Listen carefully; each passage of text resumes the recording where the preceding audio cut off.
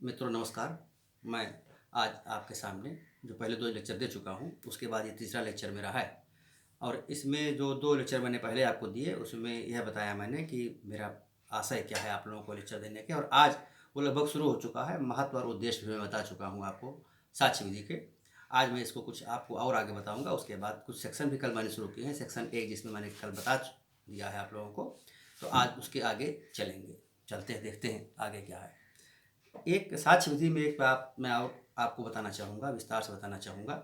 वह यह है कि यह साक्ष्य विधि में जो साक्ष्य दिए जाते हैं, जिनका जो तरीका है, यह एक संपूर्ण साक्ष्य विधि नहीं कही जाएगी।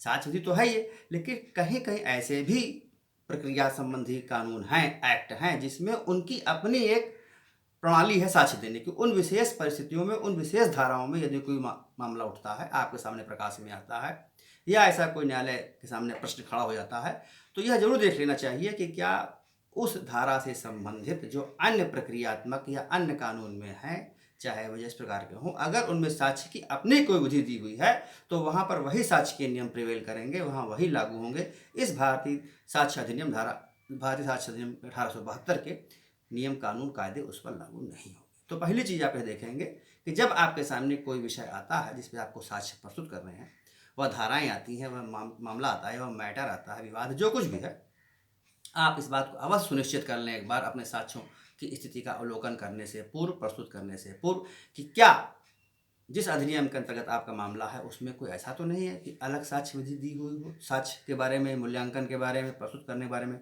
कोई और अलग तौर तरीका है। अगर ऐसा अलग तौर तरीका है तो ये साक्ष्य विधि वहाँ पर अप्लीकेबल नहीं होगी। Applicability of act is very important for the practitioner lawyers as well as others. अब मैं आपको बताता हूँ, जिसको कुछ उदाहरण दे रहा हूँ। जैसे दंड प्रक्रिया संहिता के अध्याय 12 में साक्ष्य के अपने नियम दिए गए हैं। भारतीय परिसीमा अधिनियम, जिसे लिमिटेशन एक्ट भी कहते हैं, कुछ लोग उसको मर्यादा अधिनियम भी कहते हैं, वह लोग देखेंगे तो धारा 18 और धारा 19 में उसके अलग साक्ष्य के नियम दिए गए हैं, वहाँ पर वही अप्लीकेबल होगी। इसी प्रकार से भारतीय स्टैम्प अधिनियम 1899 में धारा 35 दी हुई है, जिसमें उसके अलग साक्ष्य ग्रहण करने के ढंग दिए गए हैं, वह अप्लीकेबल होगी। भारतीय रजिस्ट्रेशन अधिनियम 1908 के धारा 17, 49 और 50 में दस्तावेजों के प्रस्तुतकरण और ग्राह्यता के बारे में अलग संबंध में अलग नियम दिए हुए हैं। वहाँ पर वही नियमावली, वही उनका जो प्रोविज़न है, जो प्रस्तुत करने का तरीका है, वहाँ पर साक्ष्य अधिनियम 1872 प्रभावी नहीं होगा। ये बहुत महत्वपूर्ण है। प्रायः ऐसे प्रश्न पूछे जाते हैं कि क्या साक्ष्य विधि सभी मामलों में एप्लीकेबल है। वहाँ पर यह इंपॉर्टेंट हो जाता है। इंटरव्यू के समय, साक्षात्कार के समय या न्यायालय में भी आपको इस बात का ध्यान रखना चाहिए कि कभी भी साक्षात्कार समय जो प्रश्न उठाए जाते हैं, जो एक अपवाद के तरीके से चलते हैं, जो एक अलग प्रकार से होते हैं, जिनका ढंग कुछ अलग होता है, ऐसे में आपको ये बहुत सहायता प्रदान करेगा। तो इसको आप चाहे नोट कर लें, चाहे समझ लें। एक बात तो आप ये ध्यान रखें। दूसरी चीज़ मैं आपको एक और विस्तार से बताना चाहूँगा। एक विधि का प्रिंसिपल है लेक्स फोरी। आपके सामने क्वेश्चन ये उठेगा, लेक्स फोरी क्या है। लेक्स फोरी ये है कि साक्ष्य विधि जो है प्रक्रिया से संबंधित विधि है। तो नियम क्या है? नियम यह है कि जिस क्षेत्र के न्यायालय में आपके मामले चल रहे हैं, साक्ष्य उन्हीं न्यायालयों के में चलने वाली विधियों के अनुरूप होंगे। वह विवाद कहाँ से उत्पन्न हुआ, यह इस पर प्रभाव नहीं पड़ेगा। इसे कहते हैं लेक्स फोरी। जैसे सपोज मान लेते हैं थोड़ी देर के लिए, जैसे एक कॉन्ट्रैक्ट हुआ इंग्लैंड में किसी इंडियन कंपनी के बीच और ब्रिटिश कंपनी के बीच या किसी अन्य के बीच। तो कॉन्ट्रैक्ट तो हुआ ब्रिटिश में या इंग्लैंड में, जहाँ भी हुआ, किसी भी कंट्री में हुआ, हम कहते हैं उसको, लेकिन उसका जो ट्रायल चल रहा है वह इंडिया में चल रहा है। तो अब आपका समय प्रश्न ये खड़ा हो जाएगा कि इसमें कहाँ का साक्ष्य विधि एप्लीकेबल होगा, ब्रिटेन का या इंडिया का या अमेरिका। ले लीजिए आप, अमेरिका इंडिया में एक कॉन्ट्रैक्ट होता है किसी कंपनियों के बीच में। विवाद का जो कॉन्ट्रैक्ट हुआ, संविदा जो हुई, वो अमेरिका में हुई, लेकिन उसका जो विचार चल रहा है वो इंडिया में चल रहा है। तो आपके सामने प्रश्न खड़ा हो जाएगा कि साक्ष्य विधि के जो प्रावधान है वो भारतीय साक्ष्य अधिनियम के मुताबिक चलेंगे या अमेरिका साक्ष्य विधि के मुताबिक चलेंगे, या जो वहाँ उनका कानून है। तो ऐसे में हम बता दें आपको कि जहाँ पर ट्रायल होता है वहीं की साक्ष्य विधि उस पर अप्लीकेबल होती है। जैसे अगर ट्रायल आपका इंडिया में चल रहा है तो संविदा कहाँ पर हुई, कहाँ इससे मतलब नहीं, उससे मतलब नहीं है। जहाँ पर पक्षकारों के दायित्व और अधिकार के बारे में विधिक निस्तारण होना है जिस न्यायालय में, वहाँ पर जो साक्ष्य विधि से जो संबंधित प्रक्रिया है वही एप्लीकेबल होगी। इसे आप लेक्स फोरी भी कहते हैं। लेक्स फोरी का सिद्धांत इसे कहा जाता है। सपोज आपसे पूछा जा सकता है कि लेक्स फोरी क्या है, लेक्स फोरी के प्रिंसिपल्स क्या हैं, तो आपको वहाँ पर यही चीज़ बतानी है और इसको इसी हिसाब में आपको समझना है। एक मैं चीज़ आपको और बता दूं मित्रों कि साक्ष्य विधि जो है इसकी आवश्यकता जो मैंने आपको बता चुका हूँ, कल भी बता चुका हूँ, पहले ही बता चुका हूँ, ये फिर आपको बता दे रहा हूँ एक बार कि इसका जो बेसिक प्रिंसिपल है इंग्लिश लॉ के पहले मनु समय में भी था। मनु संहिता में भी आप देखेंगे तो वहाँ भी साक्ष्यों के प्रकार को बताया गया है, वहाँ भी ट्रायल के बारे में बताया गया है, वहाँ भी बताया गया है कि गवाहियाँ कैसे होंगी, गवाहियों, और यहाँ भी बताया गया है कि कब्जा का क्या प्रभाव होगा, दस्तावेजी साक्ष्य क्या होंगे, अनुश्रुत साक्ष्य क्या होंगे। ये चीज़ें मनु के टाइम में भी प्रभावी थी, उसको ख़त्म किया गया, उसको भी कहीं न कहीं जड़ में रखा गया, बेसिक वहाँ से भी उभर के आता है आपके एक्ट में, लेकिन वह चीज़ें अब प्रभाव में नहीं है चूँकि एक एक्ट बन के आपके सामने आ गया है। मैं एक और निवेदन कर दूं कि अगर आप लोगों को कभी ऐसा अवसर मिलता है तो आप मनु संहिता पढ़ें। मनु संहिता में भी आप उससे पढ़ने से आपको लाभ ये होगा कि आपको ये नहीं लगेगा कि हमारा जो फादर्स थे, एंसेस्टर्स थे, उनको साक्ष्य विधि के बारे में कोई जानकारी नहीं थी। यह भ्रम आपके दिमाग से निकल जाएगा कि केवल ब्रिटिश काल के समय से ही ये प्रभाव में आए, इसके पहले कोई ऐसी सिस्टम नहीं था। तो मनुस्मृति में आप देखेंगे, वह आप अलग विषय है, उसको मैं यहाँ बहुत विस्तार में नहीं भाष करना चाहता। अब आप देखेंगे तो स्टीफन्स जिन्होंने इसकी रचना किया एक्ट की रचना इसलिए की गई, प्रश्न ये उठता है कि अगर एक किसी मामले में साक्ष्य के विषय में चर्चा शुरू हुई तो कौन कौन से साक्ष्य दिए जाएंगे, उनका भार किसके ऊपर होगा, किस साक्ष्य के बारे में कौन से सबूत एडमिसिबल होंगे, कौन से एडमिसिबल नहीं होंगे, ये चीज़। और दूसरी चीज़ है कि उसको किस रीत से प्रस्तुत किया जाएगा और कहाँ तक वो जाएगी। इसको आवश्यकता इसकी इसलिए पड़ी कि अगर ऐसे कोई निर्बंध नहीं लगाए जाएंगे, ऐसे कोई रिस्ट्रिक्शंस नहीं लगाए जाएंगे, फिर तो यह डिसाइड करना मुश्किल हो जाएगा कि कोई फैक्ट अगर डिस्प्यूटेड है तो उसमें कितने साक्ष्य हैं, अनगिनत साक्ष्य हो जाएंगे, अनगिनत मामले उठेंगे।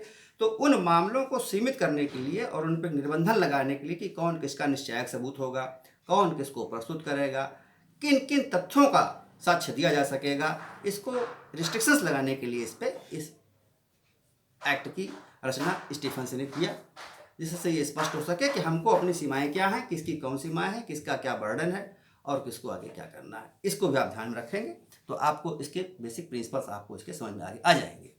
अब आप आगे देखेंगे कि कुछ चीज़ें ऐसी थी, कुछ बेसिक प्रिंसिपल्स ऐसा था जो आंग्ल विधि थी, जिसका ब्रिटिश लॉ, इंग्लिश लॉ भी कहते हैं, वो हूबहू इंडिया में उसको स्वीकार कर लिया गया। यानी जो मूल सिद्धांत थे वो इंग्लिश लॉ से जो निकल के आए उसको हमने अपने एक्ट में भी समाहित कर लिया।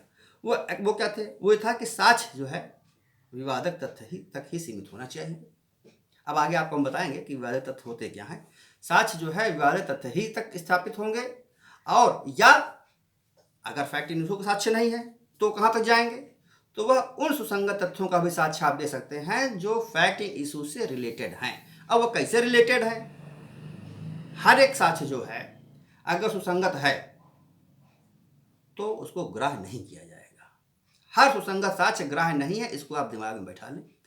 फैक्ट इन इशू से अगर कोई संबंधित है साक्ष्य तो वो तो 100% ग्राह्य है, उसको आप ग्राह्य करेंगे, क्योंकि फैक्ट इन इशू से आगे हम आपको बताएंगे कि फैक्ट इन इशू क्या है, कैसे उपज करता है। तो फैक्ट इन इशू से संबंधित बातें, साक्ष्य से संबंधित बातें, फैक्ट इन इशू से जहाँ तक रिलेटेड है वो तो 100% एडमिसिबल है, लेकिन हर सुसंगत साक्ष्य एडमिसिबल नहीं है। अब आप सामने क्वेश्चन ये खड़ा हो जाएगा कि कौन से सुसंगत साक्ष्य हैं जो फैक्ट इन इशू नहीं है लेकिन साक्ष्य विधि में ग्राह्य है।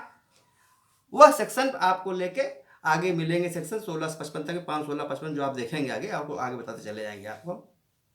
उस पर आप देखेंगे तो उस पर अगर उन धाराओं के अंतर्गत रिलेटेड हो रहा है, अगर जो सर्कमस्टांसेस आपको उन धाराओं में बताए गए अगर वहां तक रिलेशन संबंध वहां तक है तब तो वह सुसंगत साक्ष्य एडमिसिबल होगा, और अगर उस प्रकार से रिलेटेड नहीं है फैक्ट इन इशू से तो वह ग्राह्य नहीं होगा। एक बात मैं आपको बता दूं, आप धाराओं को रटने का बहुत प्रयास न करें कि किस धारा में है किस धारा में नहीं है, क्योंकि विधि के छात्र के रूप में तो मैं नहीं कह सकता, लेकिन आप जब वकालत करते हैं या न्यायाधीश के रूप में कार्य करते हैं या किसी अन्य जगह पर बैठते हैं तो आपके सामने एक्ट अवेलेबल रहता है। मैं आपको बता दूं कई राज्यों की न्यायिक सेवा परीक्षाएं ऐसी हैं जहां पर एक्ट आपको प्रोवाइड किया जाता है, क्योंकि यह समान कल्पना है कि कोई भी विधि का छात्र हो या न्यायाधीश हो या न्यायमूर्ति महोदय माननीय हो या अधिवक्ता महोदय हो, चाहे वो जितने भी श्रेणी के उच्च विद्वान क्यों न हो, यह हम परिकल्पना नहीं कर सकते कि सभी अधिवक्ताओं को या सभी माननीय लोगों को वह पूरा का पूरा एक्ट हूबहू उसी तरह से याद है। तो इसलिए हमारी आवश्यकता क्या है, हम एक्ट को समझें, उसके सिद्धांत को समझें, उसके प्रिंसिपल को समझें और उसी के अनुरूप उस धाराओं को पढ़ें। मेरा जो उद्देश्य है आपको इसको बताने का वह कोई धारा रटाने का नहीं है, वह सिर्फ ये है कि आप उन धाराओं के पीछे के ऑब्जेक्ट को समझें, उसके एक्सप्लेनेशन को समझें, उसके प्रयोग को समझें, चाहे वो न्यायालय में हो, चाहे आपके सामने विधि छात्र के रूप में रखी जाए, या कहीं आप डिस्कशन में भाग लेते हैं, या आपको अन्य कहीं न्यायमूर्ति या जो भी काम करना है आपको वहाँ पर अगर सहायता के रूप में मैं आपको उसको बताना चाहता हूँ। इसलिए आप धाराओं के सेक्शन पे ना जाएं कि इस सेक्शन में क्या है, इस सेक्शन में रटा हुआ है, सेक्शन न रटें आप। मेरा निवेदन है, बहुत विनम्र निवेदन साथ करना चाहूँगा, आप सेक्शन के नंबर पर ना जाएं, उसकी व्याख्या पर, मूल सिद्धांतों पर, वो कहाँ से कनेक्ट हो रहा है, उसकी एप्लीकेबिलिटी क्या है, एक्ट की भावना क्या, आप इस पर ज़रा फोकस करें। अब देखें आप, ये चीज़ मैं आपको बता दूँ कि जो साक्ष्य विधि है ये रेट्रोस्पेक्टिव नहीं है। साक्ष्य विधि जो है रेट्रोस्पेक्टिव है, पर्सपेक्टिव नहीं। क्यों? इसलिए पर्सपेक्टिव नहीं है कि प्रोसीजरल लॉ है, और प्रोसीजरल लॉ का आपका किसी अधिकारों पर प्रभाव नहीं पड़ता, इसलिए ये जो है रेट्रोस्पेक्टिव भावना से लागू की जाती है। अब एक चीज़ आपको बता दें हम आपको कि मैं आपको पहले ही बता चुका हूँ कि कहाँ कहाँ पे एप्लीकेबल है। वो आपको मैं बताया कि माध्यमस्थ के मामलों में एप्लीकेबल नहीं है, एफिडेविट के मामलों में एप्लीकेबल नहीं है, और कहाँ एप्लीकेबल नहीं है। कुछ जो एक्ट दिए गए हैं सेना से संबंधित, अगर उन एक्ट के अंतर्गत किसी न्यायालयों का गठन हुआ है तो वहां पर भी एप्लीकेबल नहीं है। अदरवाइज जो सेना के न्यायालय वहां पर तो एप्लीकेबल है। बहुत ध्यान से इसको देखिएगा, मैं बताने का प्रयास कर रहा हूं आपको, इसको सुन लीजिएगा। अगर जो एक्ट हैं जिसमें मैं बता रहा हूं आपको, सेना अधिनियम, आर्मी एक्ट, नौसैनिक अनुशासन अधिनियम, भारतीय नौसेना अधिनियम, वायुसेना अधिनियम, अगर इन एक्ट के अंतर्गत किसी प्राधिकरण का निर्माण हुआ है तो वह न्यायालय में नहीं पढ़ा जाएगा, और उसके अंतर्गत आने वाले मामलों में ये साक्ष्य अधिनियम आपका नहीं पढ़ा जाएगा। उसके अलावा अगर जो सेना के न्यायालय हैं वहां पर ये पढ़ा जाएगा। अब आपके सामने ये चीज़ मैं बता दूं, क्वेश्चन ये उठता है कि जुडिशियल प्रोसीडिंग क्या है, नॉन जुडिशियल क्या है, क्वासी जुडिशियल प्रोसीडिंग क्या है। उसके बारे में भी मैं आपको आगे के चैप्टर्स में, आगे के लेक्चर्स में बताऊंगा। धन्यवाद, नमस्कार।